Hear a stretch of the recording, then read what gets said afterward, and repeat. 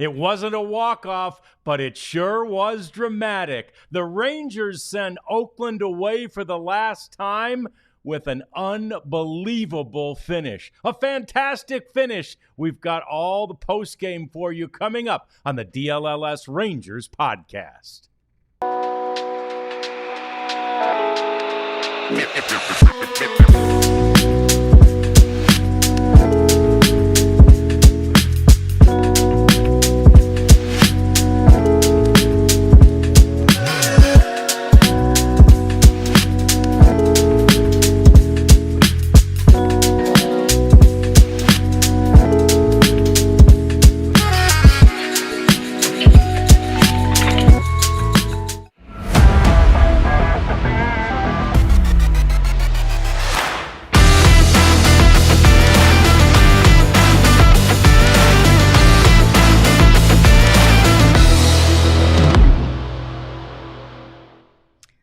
Did you say that it wasn't a walk-off?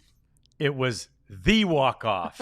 The Rangers have had so many walk-offs, 6, an MLB leading 6 walk-offs since the beginning of, or rather since the All-Star break, and this one was the walk-off out of those 6. Remember. Woo, was it unbelievable. Hi there. Welcome to the DLLS Rangers postgame show. John Radigan, Abby Jones here. Jeff Wilson is at Globe Life Field. He's getting some postgame reaction, and we'll hear from Jeff and hopefully hear from some of the happy players and the skipper, Bruce Bochy, a little later. But there is just so much to unpack with this game. That's why we're here. We do it for you and with you. Oscar Rodriguez, yeah, let's go. Are you kidding me? What a way to finish this game. It wasn't a one-run win. The Rangers are so very good at those. No, they did it in 2-run fashion this time. 6-4 was the final as Josh Young comes up with 2 out in the bottom of the 10th inning,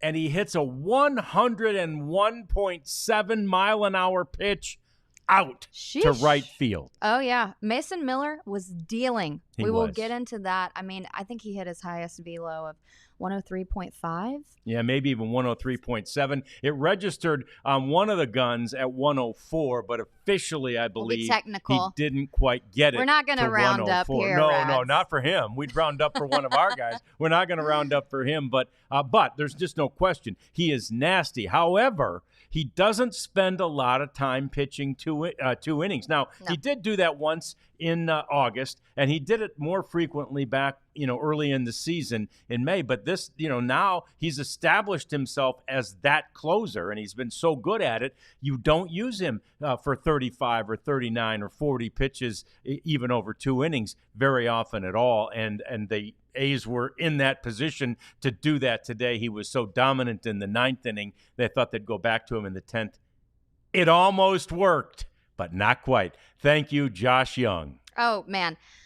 I mean, back-to-back walk-off wins. This is September baseball, y'all. I mean, if you get hot at the right time, you're not out of it. If you keep playing, keep winning, Bruce Bochy says we have a responsibility to play the game and to try to win every single day, no matter who the opponent is. I was talking to my dad about this. You're playing major league hitters no matter what. Doesn't matter if it's the Oakland A's or the New York Yankees, like we're about to see tomorrow.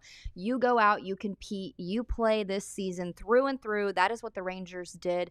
It's just so exciting, and you feel like this is momentum that the Rangers, 1, desperately needed, and 2, can hold on to. I mean, when 2 players give this kind of finale to a game, what does that do for the clubhouse and the vibe right now? Well, it does a lot of good. And here on the DLLS Rangers podcast in BC, I like your celebration down here. BC's been celebrating on during the pregame show as well. And we appreciate all of your comments. We ask you to subscribe. We ask you to like what we're doing. But relative to what Abby's asking, here's the thing. We on this show have said, Jeff, kind of threw down the gauntlet earlier in this thing and said, hey, can the Rangers get to 81 wins? I mean, it seems somewhat unlikely, and yet here we are. They swept the series in Chicago, and then they won this series in 2 walk-off games. So, yeah, you know what? If they keep winning series,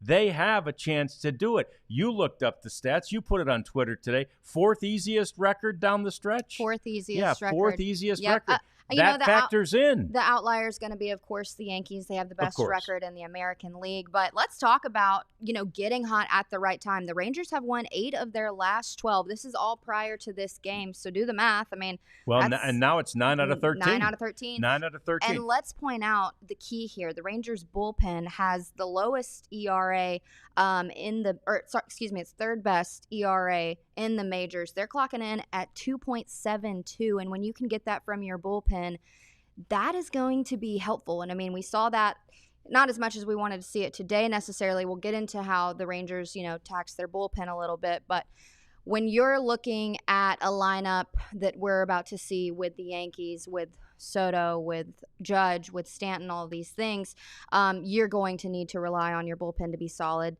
And this ERA, I'm liking the direction this is heading in. It just needs to stay that way. Here's the only thing I'm saying.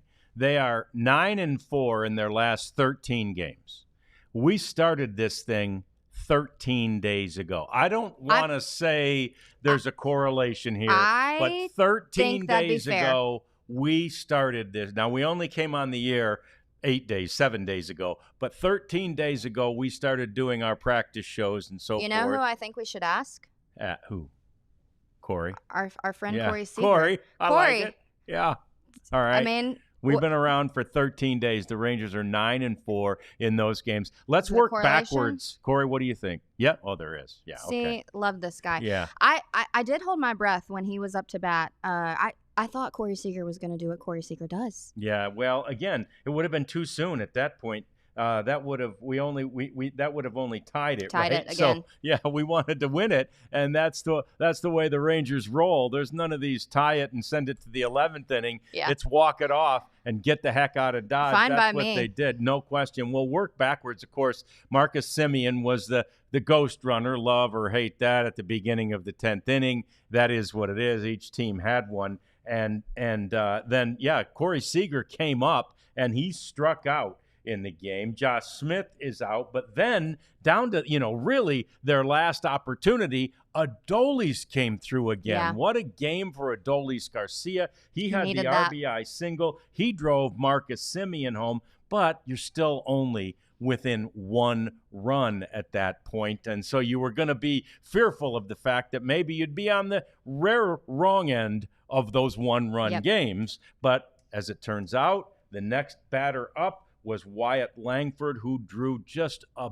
big-time veteran-type walk against a guy who I think, especially during the Langford at-bat, it looked to me like Mason Miller was tiring some. And so there's Wyatt Langford seeing the same thing, and he is working that guy, and he works that walk. It was so huge because it, of course, set up Josh Young, who then came up, and Josh Young hits the walk-off, game-winning 3-run home run because, of course, Adolis was still on, and after the walk to Langford, it made it a 6-4 final. Man, what a way to finish this game. What a way to finish the series. And as I mentioned, Oakland is no more, at least as it pertains to coming to Arlington. The Rangers will play the Oakland Athletics one more time, the Oakland A's, in their very final game in that stadium later this month, actually. But next year they'll just be the Athletics as the team moves to Sacramento, that is, waiting for their new stadium to be built. Yeah, and if we want to talk about, this game, it was a happy ending, but a slow start if we want to get into Walter Pennington. 20 pitches for the guy. So we were kind of talking about this, what does that do to that kind of player when you know that you're not going to be out there super long, but you didn't think you were going to get pulled 20 pitches in. He probably knew he knew he had a very short leash, Yeah. today. That was what the management would have told him. And I think we definitely saw him register disappointment, Yeah. mostly facially. It wasn't like a tremendous body language, slouch or anything, but I felt like there was some facial disappointment. But I believe that disappointment is a little bit like we see from Nate Eovaldi when he throws a bad pitch and he turns around and screams at the center field camera. He's not screaming at the umpire. He's not screaming at the hitter. He's screaming at himself. And I think that was the disappointment that we saw in Walter Pennington. He was not expecting in any way to go more than 2 innings. Right. But he wanted to go 2. He only Right. went 1 1/3. And as soon as he ran into trouble, as soon as he walked the second batter of the Bochy second said, inning, Boch went to time. get him. Yeah. So there was clearly, in my mind, that had to be something that was preordained. That had to be something where they said, if there's any trouble at all, we're gonna come and get you. And he was probably just disappointed that there was any trouble at all. I don't think it'll have any negative effect on him long term. No, I do no. think that he just wanted to perform better, because you knew what you were going to end up with then was 1, 2, 3, 4, 5, 6 pitchers. Yeah. 6. That's taxing your bullpen. Oh, and to the 10th again, degree. yeah, it really is. And you got the Yankees, as you mentioned, coming in. So, man, it was such a fun game. It was a super fun game to watch. It was a super fun game to watch the end of. But there were many highlights in this one, including Corey Seager. I mean, we talked about his strikeout in the 10th, but Corey leads off the his first at bat in the second inning. He's the second batter in the second inning. He doubles. He ends up scoring on an Adolis Garcia double. So there it is. The Rangers are out in front 1-0. And then Corey got another double in the 5th inning. Just fantastic to see his consistency. Corey Seager, who had 11 home runs in the month of August, 11 home runs in the month of April, becomes only the third player, I should say, in Rangers history to have 11 or more home runs in each of 2 months in a season. The other 2 are Alex Rodriguez. Maybe you've heard of him. Yeah, I think you've probably heard of him. And Adrian Beltre. Hall of Famer. Good company. Did you know that double, the first double, was his 250th of his career? I did. That's 20th fantastic. of the season. Get this. He's the 6th primary shortstop in MLB history to have 200 home runs, 250 doubles. I mean, Corey Seager, he's going to be a Texas Ranger for a long time. You love to see it. And should I say that we got him at a bargain? Is that a stretch?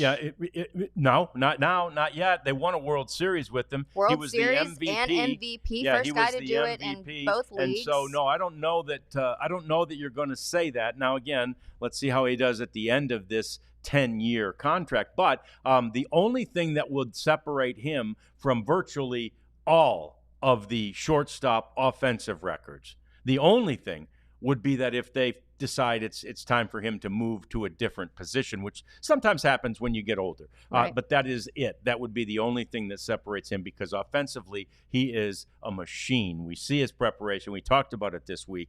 I don't think there's any question that Corey Seager is one of the best has one of the best offensive approaches. Oh, no doubt. And he's a machine. Yeah. I mean, that's the crazy thing.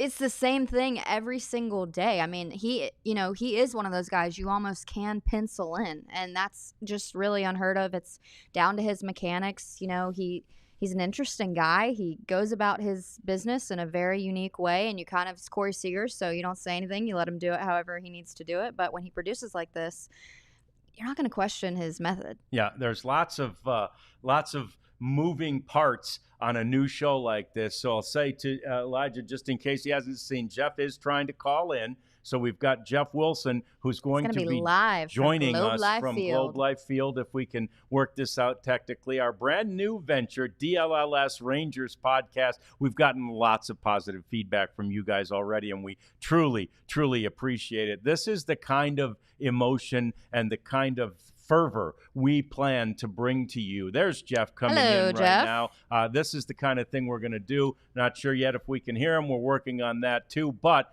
look at Jeff's got the smile on his face too. That's a fun game. That's a really fun game to watch, and a really fun series to watch. And Jeff, can you read us? I've got you. You got me. We've got him. Yes, we got you. Look at Woo-hoo. us. We know what we're doing. Good job, Elijah. It's our Well producer. done. Yeah. So what was it like down there, Jeff? Probably pretty happy, huh? Pretty happy. Yeah. It's also a day game. So these guys were looking to get to dinner, and they're going to keep their food down a little bit. Who's easier, I buying think, Josh today. Young's dinner tonight? I don't know. Somebody needs to, but he was happy. But Josh, he's kind of reserved and thoughtful, and he wasn't going bonkers like he was on the field when he talked to us. But my big takeaway from the last couple innings, of course, is you never know what you're going to get from a baseball game. Nope. And you got something pretty special there. And then all these people who have said on Twitter or whatever, oh, the Rangers have quit, or they're just going through the motions or whatever. They had a lot of fun with that win, Yeah, they did. And what Wyatt Langford did with his at bat there to draw the walk. Yeah, we talked about it. Genius. The critical at bat there. Now Mason Miller, what a stud! Still throwing 101, 102, just pumping fastballs. But you could tell he couldn't throw a slider for a strike, and I think that helped the Rangers. They knew that a slider was going to be a ball out of the hand, so they could really zero in on the heater. And Josh Young was able to get the barrel to one. Yeah, he really did a great job with that. Jeff Wilson joining us live from Globe Life Field. Lots more with Jeff coming, and of course, we'll get lots of thoughts about what the players were thinking and saying in the clubhouse. But first, we want to remind you that you can be a part of one of the greatest fantasy opportunities out there. It's called Sleeper, and we want you to take advantage of Sleeper. This is one of our great introductory sponsors, and we're so proud to have them. We're so glad to have them. Sleeper, you've always known as one of these great fantasy sports players, right? But there's so much more to them than just setting up a fantasy team and playing. You can be betting along with a game. You could have bet during the game if the Rangers were going to be able to turn around and win this game after they fell down by a couple in the 10th inning. These are all things you can bet on Sleeper. You can wonder if Corey Seager is going to reach more plateaus during the course of his career, up over or under. You can bet it on Sleeper. So we encourage you to do that. Go to Sleeper because it's our introductory offer, and use the code DLLS Rangers, and you get up to a $100 first deposit match. Sleeper is a great app that you need to keep up with sports and keep up with your fantasy teams. We love free money. Absolutely. Yeah, I take it. Yeah, we'll take it anytime. Well, we have jobs right now, luckily. Yes, thankfully. Yeah. Yeah. But if you are looking for a job, look no further than Indeed. Yeah. I've never hired anybody, but I would imagine if I were going to, I would want to use the Indeed process to go that way about things. They're driven to research better. So when it comes to hiring, the best way to search for a candidate isn't to search at all. They really do all of the work for you. Don't search, just match with Indeed. And if you need to hire, you need Indeed. They are the hiring platform. Over 350 million global monthly visitors. That's a lot of people that need jobs. It's a lot. But it is. according to Indeed data, they are going to be the company that finds quality candidates the fastest. So if you need Indeed, just hop on there. If you need a job, hop on Indeed. You will be matched within days. Ditch the busy work. Use Indeed for scheduling, screening, and messaging. You can connect with candidates faster. 93% of employers are using Indeed. Wow. Yeah. So our show, if you listen and help us out, will help you out. We're going to give you $75 sponsored job credit to get your profile more visibility. Go to Indeed.com/AllCity, Indeed.com/AllCity, and you can start your work today. Yeah. And luckily, our work is watching a baseball game and talking about it, Rads. Talking about What a a life. great game. What a life Yeah. do we get to live, No and hanging doubt out about with you that. guys. And I mean, AllCITY, by the way, is sort of the parent company of what we're doing here at DLLS.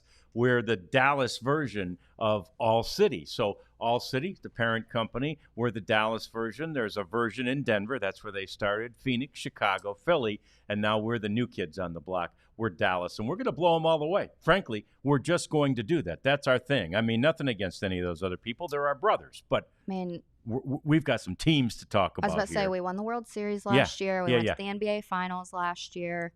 Western Conference Finals with the Stars. Cowboys, oof. But but they're still the Cowboys. That's for Wednesday's podcast. Yeah.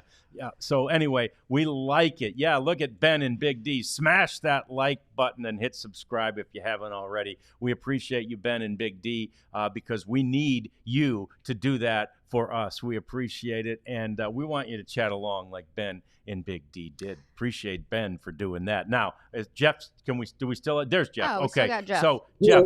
Yep. Walt Pennington, Walt, I forgot he wants to go by Walt. Looked extremely disappointed to come out. I assume, though, he kind of knew the leash was very short and, that at the first sign of any trouble, for lack of a better word, he was coming out of the game. Yeah, and he warmed up last night, which I don't know if that took a little starch out of him or not, but he wasn't going to go more than 2 innings. Bruce Bochy basically said, "Hey, he might go 2." And he got into the second. That's better. That's better than not getting through 1. But Jose Urania did a good job again. Limited damage. He's been a real unsung hero for this team all season. A guy who in his career has thrown a no-hitter. He's not some guy that just found twirling around Mexico or something. He's a big league pitcher.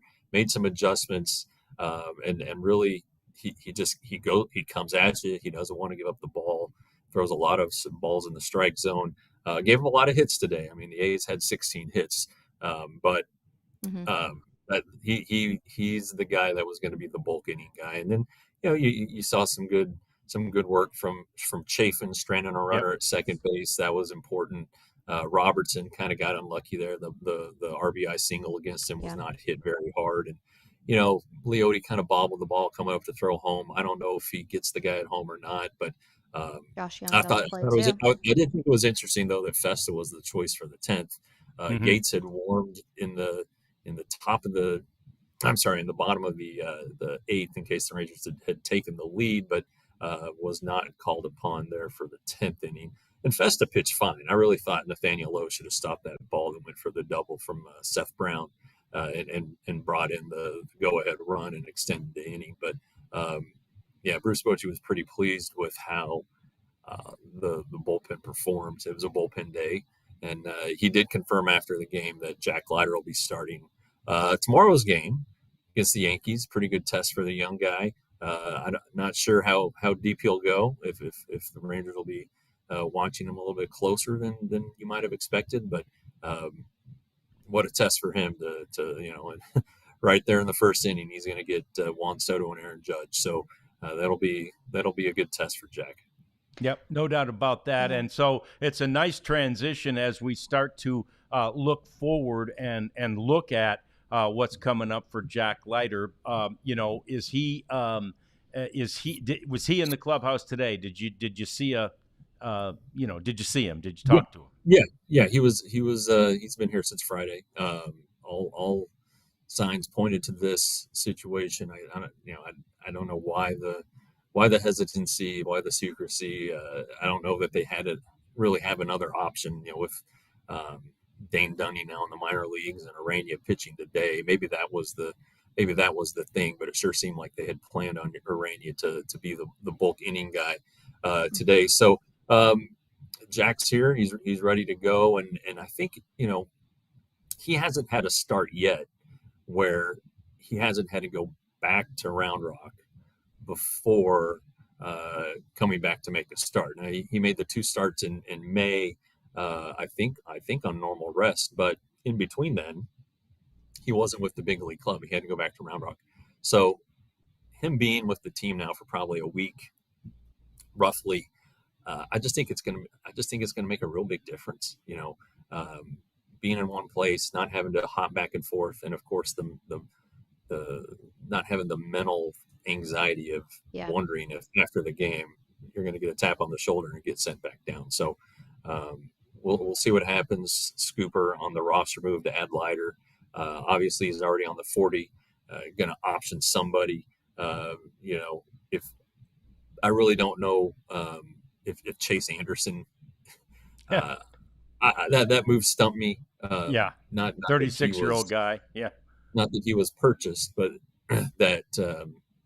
No, that one did stump me. That he was purchased. I mean, I don't know. I don't know what purpose he serves other than throwing multiple innings. So maybe if they want somebody to throw multiple innings behind Leiter tomorrow, he stays and somebody else is optioned. Baseball's a dirty business. So, maybe Walt Pennington gets optioned, unfortunately, just because he pitched today and may not be available for a few days. So I don't know. We'll wait. But if I had to bet, I would bet on Chase Anderson. So did Boch talk at all about this team's ability within the one-run game and really in the walk-off? I mean, they lead MLB in walk-off wins with 6 since the All-Star break, right? And they're just so good in one-run games. I'm sure there's no real explanation for that, but was there even an attempt to explain that? No, but it was kind of asked, how do these bats come alive late in games? Because, we've watched the Rangers. We've been on the air a week now, and we can probably they haven't scored more than 5 runs in any of the games that we've been on the air for. So the offense isn't exactly going, but it seems like they kind of smell opportunities and when they get in late in games, I mean, it doesn't matter how you win them. I mean, today, of course, is fun with their 3-run homer, but yesterday's walk-off hit was a single up the middle that, maybe if the infield's back, it gets fielded and turned into a double play. I don't know. And then Josh Young on the last homestand, that ball that didn't even get out of the infield, and the throw squirted away after he was tagged. So, it seems like they do the right things in these situations. I don't, situational hitting. I don't know why they don't do it earlier in games. 6th inning today, they should have scored a run. I mean, there's no way they should not have scored in that situation, but they didn't. So, and that's kind of been the story all year. But I don't know. There's something that's something switches. I don't know what it is. I mean, they're 9-2 in extra innings this year. I mean, that's pretty remarkable for a team that's what 8, 9, 7 somewhere in there under 500. And 6-0 at home in extras too, by the way. Let's put some numbers to it and to give perspective. I mean, last year it was almost silly, the numbers that the Rangers put up offensively speaking. They led American League with 881 runs total. This year, without doing the math of today's game, so it's a little off, but 562 runs up to this point. That's 319 runs of a differential. So Bruce Bochy said it the other day, you're getting used to these 1-run wins, happy that it's a little bit more than a 1-run tonight, but it is a different identity for the Rangers and how they are winning this season. Last year, I mean, it was just no doubt the Rangers were going to win. You were going to see a few home runs a game, RBI party, it seemed. So yes, it's a different approach, but at the end of the day, if it's getting done and it's getting a win, that's the important thing that matters. So on this September baseball, Jeff, what was your mark? Like 81 wins? 81. Fight for 81. Yeah.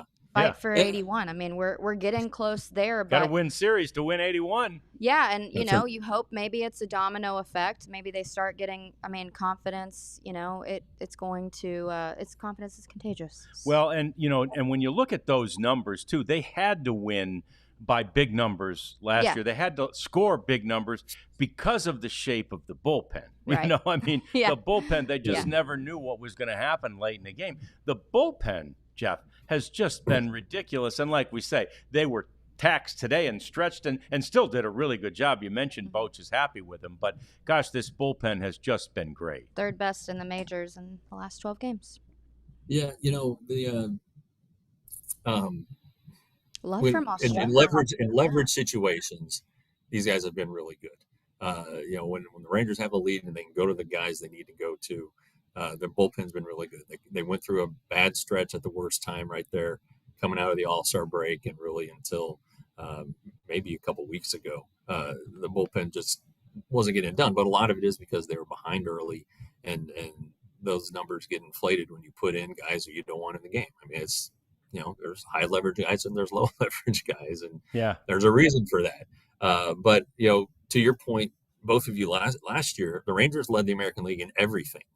I think they were tied for home runs. That was the only one they didn't win outright of all these major offensive categories. So they had a lot of guys who had career years, and just finding a way, it was up and down the lineup. And then this year, you can point to any number of people. I mean, Marcus Simeon's hitting under 240. That's a tough deal for your leadoff hitter. Everybody talked about Adolis. He had a nice game today. Had a huge hit there in the 10th. So it's there. This team is capable. This team's talented, just for whatever reason, and it just hasn't happened to this point. And could they get hot and finish on a strong note? You certainly hope so. You want to know, you want to have answers for a lot of these guys going into the offseason. Adolis Garcia, he's under contract for $9.5 million. Yeah, you're probably going to keep him. Just count this one off as a bad year, but you want to see Nathaniel Lowe finish well. You need to see if Justin Foscue can finish well. Josh Young, that was a big home run for him.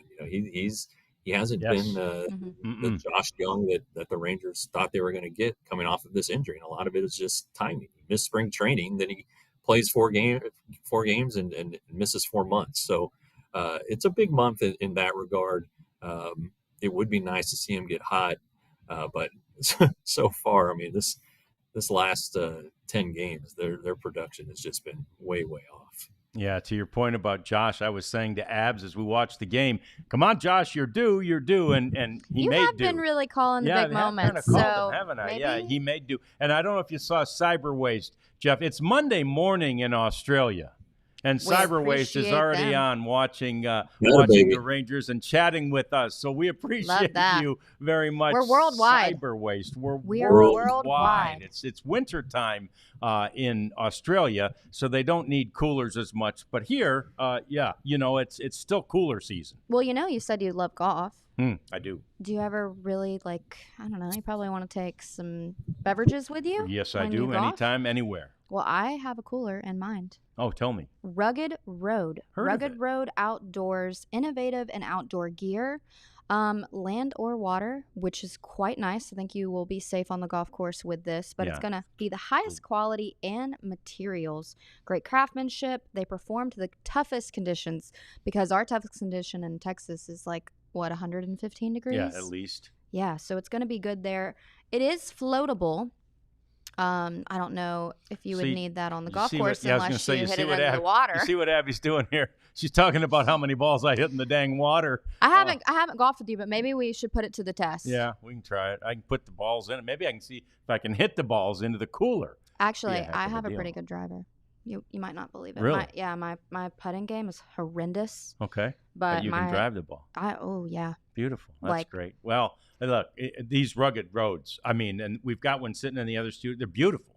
They're light. That's the key to these coolers. Light, durable. For the dad always has to carry him. Is grab the cooler. Grab the cooler. It weighs 400 pounds. So not this one. Not this baby. Promo code DLLS for 10% off. You can go to ruggedroadoutdoors.com and use the code. We're going to be your best friends. Get some money off of that purchase. But you can also get it in, I think, interesting colors too. It's pretty versatile. Yeah, it's a great looking cooler. It really is. It's got some nice features inside. Check it out. Rugged Road Coolers, and get your 10% off with the promo code DLLS. We save you money. Yep, every chance we get. How about this? Our merchandise. Have you seen it yet? Have you found it yet? I sure have. Me too. My favorite shirt isn't represented there. I like the one that's got the horseshoe and Dallas. Oh, that's your favorite? Yeah, that's my favorite now. Okay, my favorite is Texas Chew. Yeah, the Texas Chew is probably my second favorite, and those are the two I've got in my cart, and I'm just waiting to see. But this merchandise that DLLS has, it has it for all the sports. There's some extremely cool We just dropped a SMU shirt, We just dropped an SMU shirt. We've got a TCU shirt. I imagine there's probably Dallas Wings out there, and plenty more coming.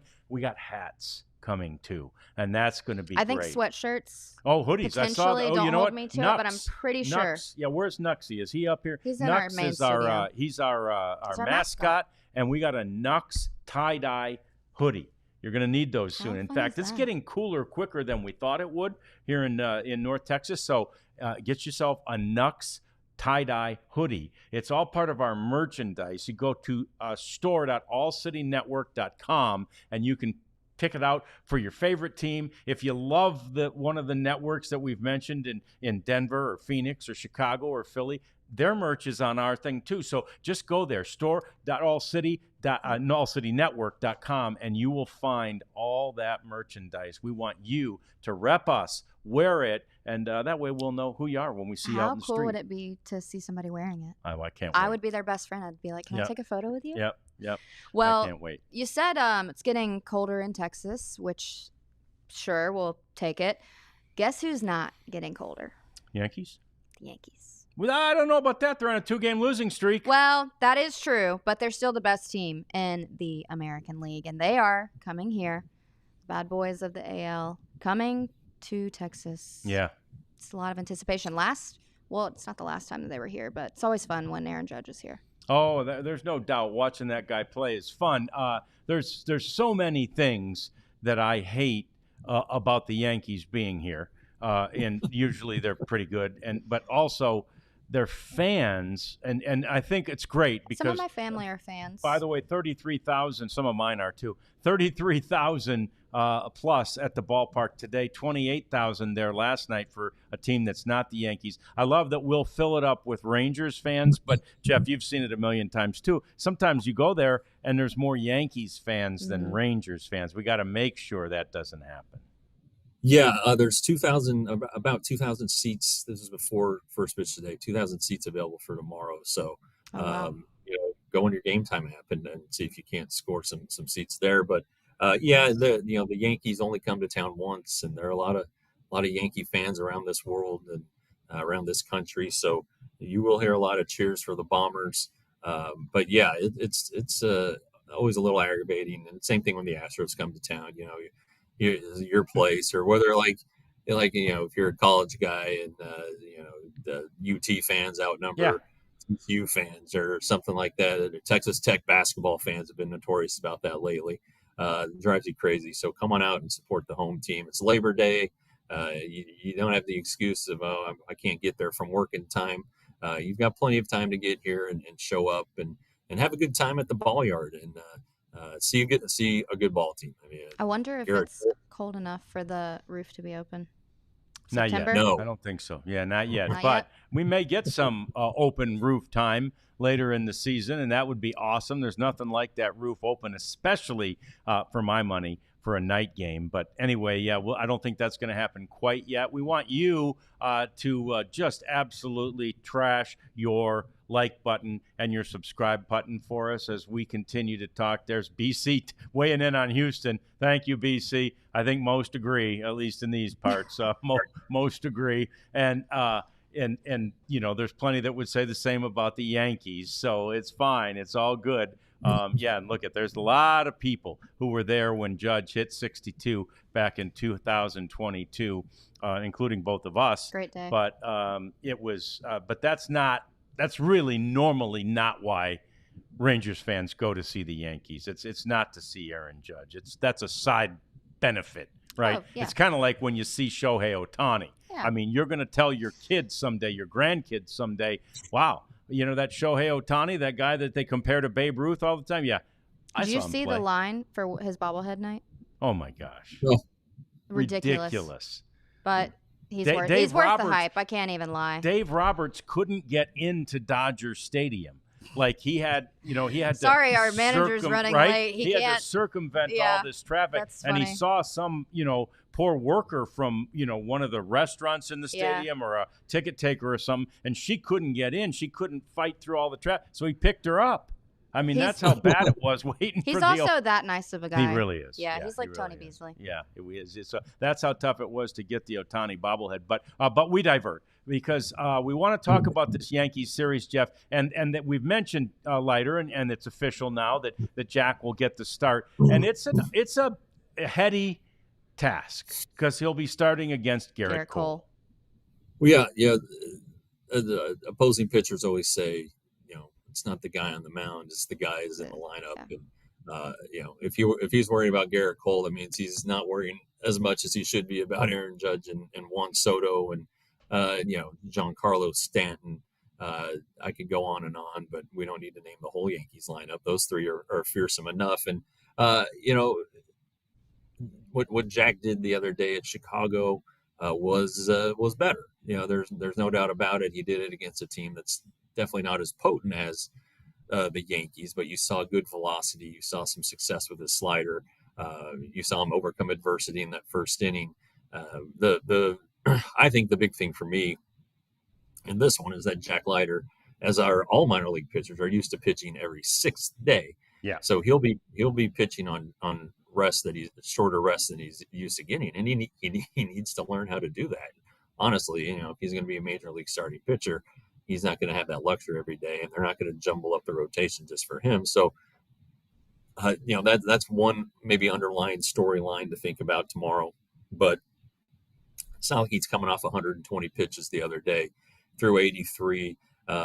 There's probably a little extra adrenaline and energy behind some of those pitches, but the key for him is a good first inning. I think if he can get through calm first inning, Ohtani and Judge without too many pitches, no one works in a bat better than Soto in the game, and if Jack is throwing strikes and quality strikes, then he's going to get them in swing mode, and that's what he needs to do. So you'll see him out there probably saying some stuff to himself. I just think don't feel sorry for him. That's the way he processes things, but it should be a test that I think he would embrace, and maybe that's what he needs. Maybe instead of facing the A's and the White Sox, maybe he needs to face a team that's going to give him a challenge, and he knows he needs to be at his best. So we'll see what happens. Hopefully he can get into the fifth inning again, if not a little bit further. If so, that means he's done all right. And you get to know these kids and these players, and you kind of pull for them. You want them to have success. They're all good guys. It's not like you have any enemies on this team. So you can root for the player, and I hope he comes out and has a nice little start. So let's talk about Jack Leiter, because you bring up a really good point. Maybe he is one of the guys that needs the pressure to really rise to the occasion. It's going to be something that I think he needs to see. He needs to be put in this situation. At the end of the day, you're a major league pitcher. You can't pick your lineup that you're going against. You're going to go up against the best in baseball. It's literally your career, or you're going to go up against the worst lineup, and it doesn't really matter. It's just how you perform. So I think it is going to be a really good test for him. We kind of talked about the conversation of, well, this is such a pivotal time, in his young career in the major leagues, going up against Soto, Judge, Stanton, the big three. Let's just talk about their combined numbers really quick, because it's astounding. 338 hits combined, 111 home runs total. A lot of those are from Aaron Judge, granted. 279 RBI, 279 runs scored. I mean, that's going to do damage against anybody. Doesn't matter if it's Leiter or if it's Eovaldi. Yeah, that's pretty good for a team. That's pretty good for your. They could be a team themselves. So it's just those three guys. The question was, does putting him up against these studs, waver his confidence a little bit? But he's a baseball player. He's got to do it. So maybe this is the chance that he really rises to the occasion. Diamonds are made under pressure, whatever the saying is. I'm excited to see Leiter. I tried to figure out what Mike Maddox was saying to him when he went out and talked to him, and he's talking to himself. I couldn't really get a good quote, but yeah, I'm with you, Jeff. I think it's, him just processing himself, encouraging himself. His dad used to do it too when he played. But I think it's going to be a very good test for Leiter. I think he's mentally strong enough that he can, kind of, I don't want to say compartmentalize that it's the Yankees, but hey, if you do have a bad day, or you don't do as good as you thought you would, you are going against the best guys in baseball. So I'm excited to see Yeah. what happens. But the big three, they're going to do what the big three does. They are, but he's going to do what he can to quiet them. And Jeff, any competitor, and we've seen them all at this level, they want that challenge. I mean, it would almost be, as we talked about on the show one day this week, it would almost be as bad for his confidence to say, we're going to let you skip the real challenge here and wait and let you pitch against the next guys, right? I mean, they want that challenge. Yeah. And furthering that, his dad pitched for the Yankees. Yeah. He grew up in New Jersey, so not too far away from the hoopla there and the Yankees buzz and all of that. But yeah, I mean, you don't come to the major leagues and just want to face a watered down lineup. You want to be the best, you got to beat the best, right? And hey, he's probably looking forward to this more than he was that Cleveland starter or pitching at Oakland or whatever. It's going to be a big deal. A lot of eyes will be on, a lot of attention, and so hopefully he's up to the task. And but yeah, he's just as a baseball kid, a kid who grew up in the game. Even if you don't grow up in the game, you at least know who the Yankees are, and they're a big deal. They've won 27 World Championships, for crying out loud. So he needs to embrace it, but not get overwhelmed by it. And I think he's in a good spot. Yeah, some of the eyes that are watching the DLLS Rangers podcast are wondering what influence some of the veterans he's been, around for now a couple of weeks will have on him. We're going to answer those questions. We're going to talk to Jeff about those in just a moment. But first, we want you, as these people who are watching and chatting with us, to become a diehard. It's the best way that you can help us. It's also the best way that you can help you, because there's so many things you get for being a diehard. You get exclusive content, the likes of which Jeff will write for our site, but also all the sports. I mean, for the Cowboys and for the Stars and for the Mavericks and every other sport that we cover, there will be exclusive content for the diehards that'll be behind a paywall here eventually. And then you get 20% off any event that we do. And you're wondering, those events sound fun. What event? Yeah, right? Yeah. These events are so cool. Last year, I think it was our CHGO group, the Chicago group. The Bears maybe played in London. So one of the events was you can get a ticket and fly to London and tailgate with all the people from DLLS or CHGO, as it were. And what a cool thing. And you get 20% off that. So those are the kind of events we're going to do. You become a diehard and you get a free t-shirt. So essentially the fee that it charges, that it costs to become a diehard is almost the same as the price for that free t-shirt. So it's an easy thing to do. You're basically paying yourself. Yeah, you're basically paying yourself, and you get to wear the merch anyway, and you don't even have to buy a t-shirt because they're going to give you one. So just become a diehard and join us as often as you can. Chat with us. It's the same with all our shows. We're here each and every day talking about your favorite teams in your favorite town.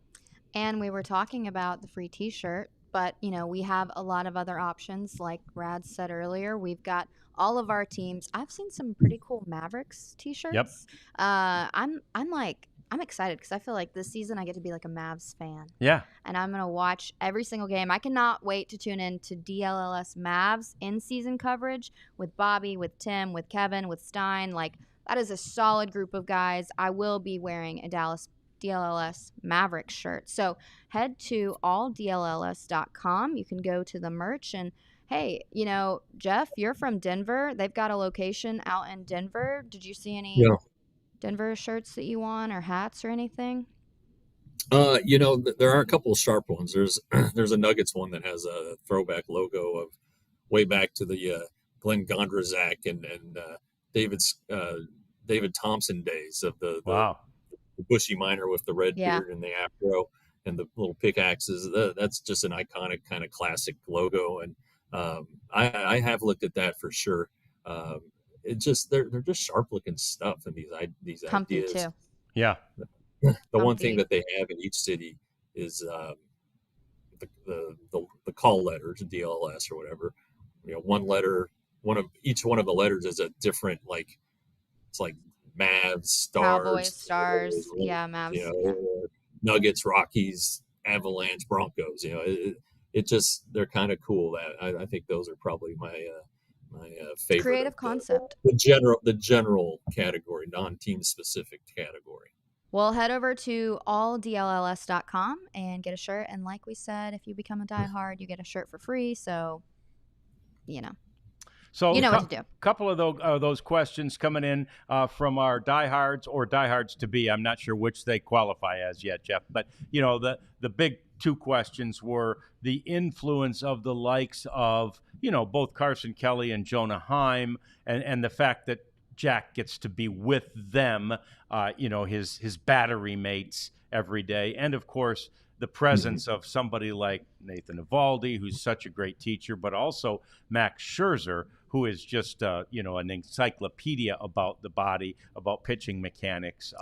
Your thoughts on, your thoughts on just being around those veteran guys right now, and how that might further enhance the development of one Jack Leiter. Yeah, to Angel's question there about the catchers and bullpen sessions, honestly, the bullpen catchers usually catch midweek bullpen sessions. You don't see Carson and Jonah out there very often. This might have been an exception, though. They're usually doing their own stuff during bullpens, getting ready for games, hitting wise. One big thing is Rangers pitchers meet every day, but before every game they meet. So being in there with Mike Maddox, listening to him, listening to what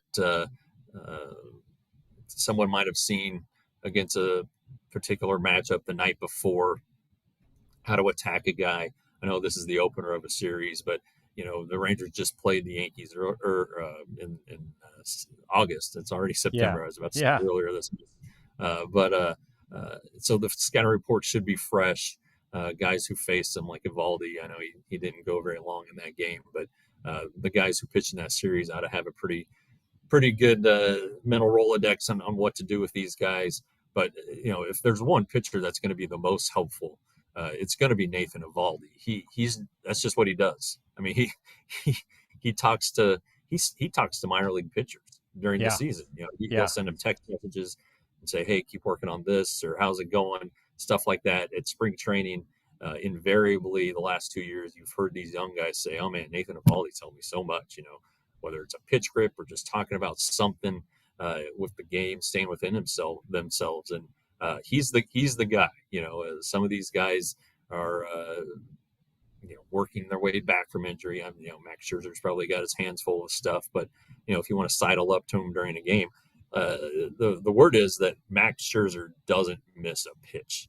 He knows what's going on throughout the entire game. He's just somebody who you can, if you see something, say something, he'll give you the feedback.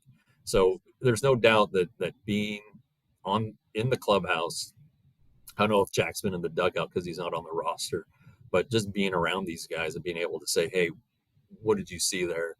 It's just going to make a world of difference. And being at ease, knowing that he doesn't have to get up and drive 3 hours to get to his start, or fly to get to his start, knowing knowing his way to the ballpark, the best route to the ballpark, just stupid little things like that. He's just going to be so much more comfortable tomorrow.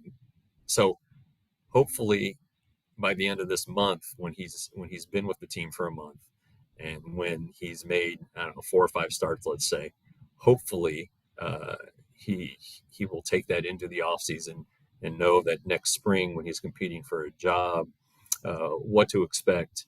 And hopefully it serves as even more motivation. Hey, I want to be a big leaguer. Screw this minor league stuff. I want to be in the major leagues for the rest of my career. So maybe he takes that away from this month too. Little launching pad for him. And, to your point about Eovaldi, a lot of times, and this, when we're waiting to try and get an interview with Eovaldi, you'll ask the PR guys or somebody, where's Nate? Well, he's watching whoever do some side work. Right. He watches almost everybody's bullpen, game, right? And then he has comments about it. I mean, he is like the pitcher's coach's dream pitching coach's dream, because he echoes exactly what they're saying, but he says it from a player's perspective, and it's really unbelievable to watch. Another note from this game, Jeff, that home run that Josh Young hit, 101.7 miles per hour. It's the fastest pitch that any Rangers player has ever hit for a home run in the StatCast era.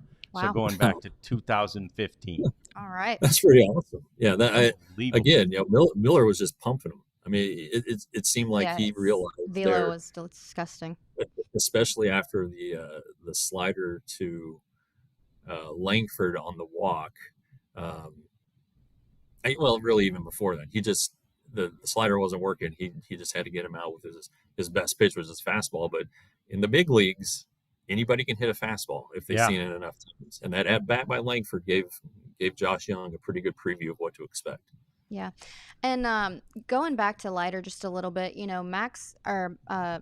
Maddox is known for his scouting reports, and that's something that, Scherzer really loves about our staff here. And I think for Jack Leiter to have such a tool like that, it's going to elevate his game exponentially. And then also, we talked about this, Jeff, with Boch over the weekend. The Rangers have had 5 guys hit their 10-year mark on this season. I mean, that's pretty rare to do. The stat is like less than 10% of major league players ever make it to that. They get a little gold card year 8 and they can go into any MLB game. But 10 years is a big deal. And around the locker room, clubhouse, the names of the guys that are tenured, they have gold, like, inflated name tags. And, for a young guy to see that, I mean, realistically speaking, every player is not going to make it 10 years, and it's a dream for most. But I think to see so many guys reach that mark, because the Rangers do such a great job at celebrating that, it's a big deal. So I think, it's, that everybody can't hit that mark, but to see so many people do so, I do think it, leaves an impression on young players. Yeah, it could motivate you. There's no doubt about that. One other topic here, Jeff, that we've got to get to. Jacob deGrom pitched today as well. 18 fastballs, 18 sliders, 43 pitches, 30 strikes. There you see the breakdown of his third rehab start. It just seems like he is cruising along. Boch continues to say that he's going to pitch Saturday, probably in Frisco. I wonder if there's going to be some lobbying now, maybe hardcore lobbying from Jacob. Hey, I'm ready. I can come back now. You know what? I talked to him, I think it was Friday, and I was like, hey, just kind of, do you think you can come back after this one? He said, no, I need 4. I said, really? He said, this is pretty funny. He was talking about all the things he needs to see, all the different scenarios. Through his first 2 starts, he'd thrown 53 pitches. He'd only thrown 3 of them from the stretch. Wow. So for 50 of his pitches, he'd been in the full windup just because he's mowing these guys down. He wanted to pitch from the stretch today. He threw 19 pitches from the stretch today. In the second inning, he gave up a single, then a walk, and had a couple extended at bats. Guys reached second and third. He got out of. He wanted to see some stressful moments and some stressful situations. Now we did do that today, but 43 pitches. I still think he wants to have a higher pitch count when he comes back. So I wouldn't be surprised either way, honestly. But I think they're really committed to this fourth start, and it's pretty interesting to listen to him talk about pitching. Those first 6 starts last year, or the 6 starts he made, he was just getting to know us a little bit. He was dealing with injury, things like that. This season, and even last year when he's been in the clubhouse, he's kind of let his hair down a little bit. Not like when it was really long earlier in his career, but figuratively. Yeah. And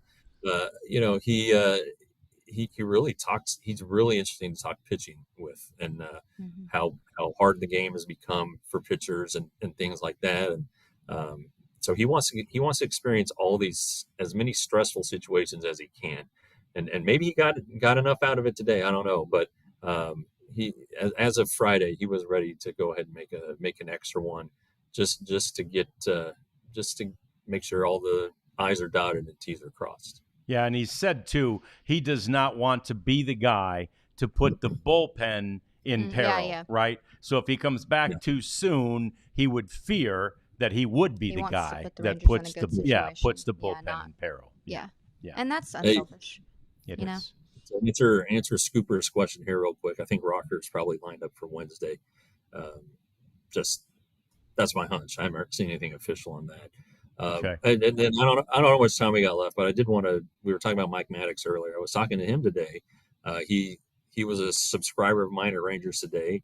He saw that I have moved here to DLLS. He was wondering about it, and he's got a subscription waiting for him. Just needs to activate it. But I said, hey, I saw you Sunday night in that MLB Network special about his little brother is what he calls it, Greg Maddox, little brother.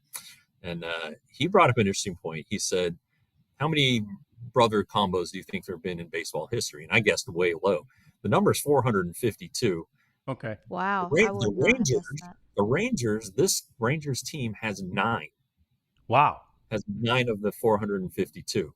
And we went through them all. Of course, there's Corey Seager, Kirby Yates, Tyler Malley's brother. Josh Sports had a brother who pitched 2/3 of an innings. Dane Dunning.